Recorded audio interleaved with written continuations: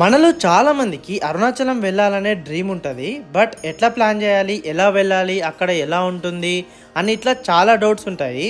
ఈ వీడియోలో అసలు అరుణాచలం ఎలా వెళ్ళాలి, వెళ్ళిన తర్వాత ఎక్కడ ఉండాలి, టెంపుల్కి ఎప్పుడు వెళ్ళాలి, గిరి ప్రదక్షిణ ఎలా చేయాలి, ఇట్లా కంప్లీట్ ఇన్ఫర్మేషన్ నేను ఈ వీడియోలో పెడతాను.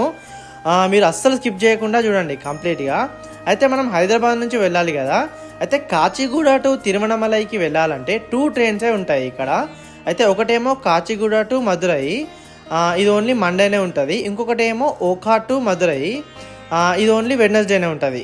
సో మేము కాచిగూడ టు మదురై స్పెషల్ ట్రైన్లో వెళ్ళాము. ఇది నైట్ 8:50 PM వస్తుంది కాచిగూడకి. మార్నింగ్ లేచి చూసేసరికి మనం ఆంధ్రాలో ఉంటాము. ట్రైన్ టికెట్ కాస్ట్ వచ్చేసి 1500 థర్డ్ ఏసీలో. అయితే ఆఫ్టర్నూన్ 2 వరకు మనం తిరువణమలై స్టేషన్కి రీచ్ అవుతాము. ఇదే తిరువణమలై స్టేషన్. ఇక్కడ నుంచి ఆటో మాట్లాడుకొని మనం ఏదైనా హోటల్కి వెళ్ళొచ్చు. ఇక్కడ చాలా హోటల్స్ ఇంకా చాలా సన్నిధులు ఉంటాయి. మేము శివ సన్నిధి అనే ఒక ప్లేస్కి వెళ్ళాము.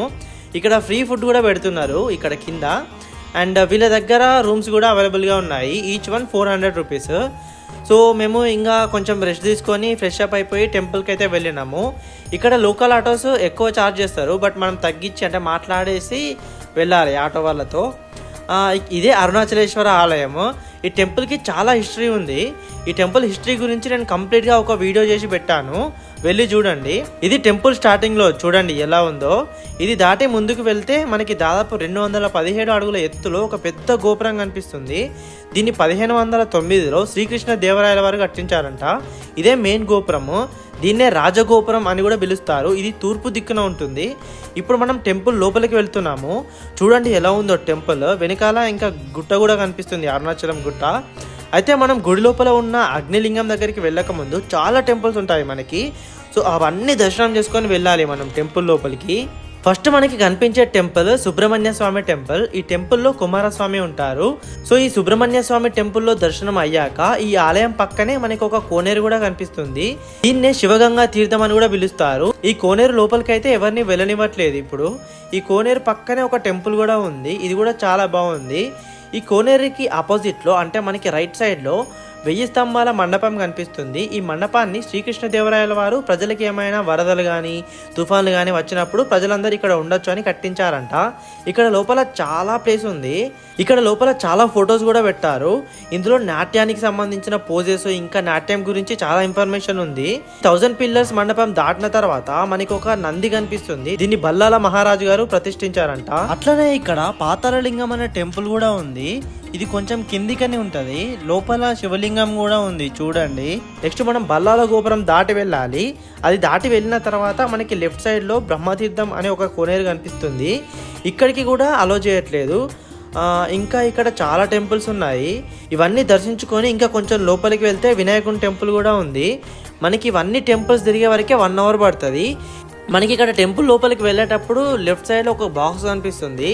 ఇందులో టెంపుల్ ఎలా ఉందో ఇక్కడ ఒకటి చిన్నగా కన్స్ట్రక్షన్ ఎట్లా ఉందనేది ఇట్లా ఒకటి పెట్టారు చూడండి. ఇది చూస్తే మనకు కంప్లీట్గా అర్థమవుతుంది ఎన్ని గోపురాలు ఉన్నాయి, ఎలా ఉంది ఈ టెంపుల్ స్ట్రక్చర్ అనేది.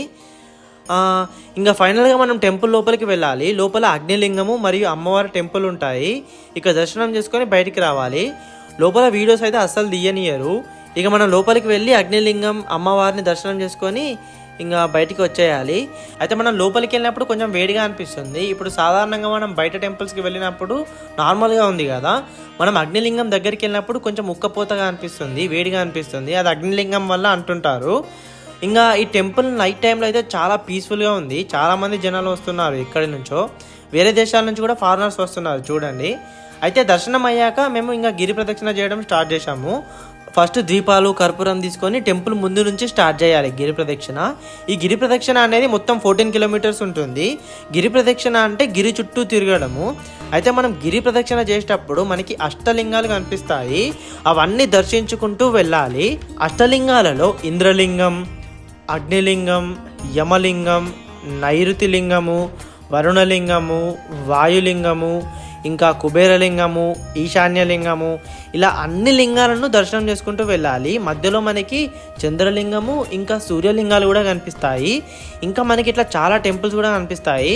మధ్యలో మనకి ఇక్కడ రూట్ ఎలా ఉందన్నది కూడా ఇక్కడ బోర్డ్స్లో పెట్టారు చూడండి. దీన్ని చూస్తే మనకి క్లియర్గా అర్థమవుతుంది.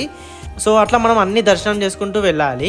అయితే మనం కుబేరలింగం దాటిన తర్వాత మోక్ష మార్గం అనే ఉంటుంది. సో అదైతే అస్సలు మిస్ అవ్వద్దు. అండ్ ఇలా 14 కిలోమీటర్స్ నడుచుకుంటూ గిరి ప్రదక్షిణ చేయాలి. ఇంకా నడవలేని వాళ్ళు ఎవరైనా ఉంటే ఇట్ట వాళ్ళ ఆటోలో కూడా గిరి ప్రదక్షిణ చేస్తారు. ఫైనల్గా టెంపుల్ దగ్గరికి అయితే రీచ్ అయిపోయినాము. మనం టెంపుల్ దగ్గర స్టార్ట్ చేసినాం కాబట్టి ఇంకా టెంపుల్ దగ్గరనే మనం కంప్లీట్ చేస్తున్నాము. చాలామంది వేరే దగ్గర నుంచి కూడా స్టార్ట్ చేస్తారు. సో ఎక్కడ నుంచి స్టార్ట్ చేసి మళ్ళీ అక్కడ వరకు వచ్చేస్తే గిరి ప్రదక్షిణ అయిపోయినట్టు అన్నట్టు. అయితే మెయిన్గా గిరి ప్రదక్షిణ అయ్యాక టెంపుల్ లోపలికి వెళ్ళాలి. బట్ మేము దర్శనం అయ్యాక గిరి ప్రదక్షిణ చేసినాము. ఇంకా తర్వాత రూమ్కి వెళ్ళి పడుకొని మళ్ళీ మార్నింగ్ లేచి రమణాశ్రమంకి వెళ్ళినాము. ఇక్కడ చాలా ఆశ్రమాలు ఉంటాయి మెడిటేషన్ చేసుకోవడానికి. మెయిన్గా అందులో ఒకటి రమణాశ్రమము. సో మేము ఇక్కడికైతే వచ్చేసినాము. ఇక్కడ చాలా ప్రశాంతంగా ఉంటుంది. చాలా నేచర్ అయితే చాలా బాగుంటుంది. ఇక్కడ ఒక టెంపుల్ కూడా ఉంది లోపల. ఇంకా పక్కనే ఒక మెడిటేషన్ హాల్ ఉంది. చాలా పీస్ఫుల్గా ఉంది. ఇక్కడ చాలామంది మెడిటేషన్ చేస్తున్నారు. ఇక్కడ మెయిన్గా మనకి ఫారినర్సే కనిపిస్తారు. చాలామంది ఫారిన్ నుంచి వీళ్ళు ఇక్కడ ముందే హోటల్స్ బుక్ చేసుకొని ఇక్కడికి వచ్చి వాళ్ళు ఇక్కడ మెడిటేషన్ చేసుకుంటూ ఇక్కడ కొన్ని డేస్ ఉంటారు. అయితే నిజంగా తిరువణమలైకి వచ్చిన వాళ్ళు డెఫినెట్గా ఈ రమణాశ్రమం అయితే డెఫినెట్గా రావాలి, అస్సలు మిస్ అవ్వద్దు. So this is about Arunachalam. మీకు ఇంకేమైనా ఇన్ఫర్మేషన్ తెలుసుంటే ఇట్లా కామెంట్ చేయండి కింద. అండ్ ఈ ఇన్ఫర్మేషన్ని మీ ఫ్రెండ్స్ అండ్ ఫ్యామిలీకి షేర్ చేయండి.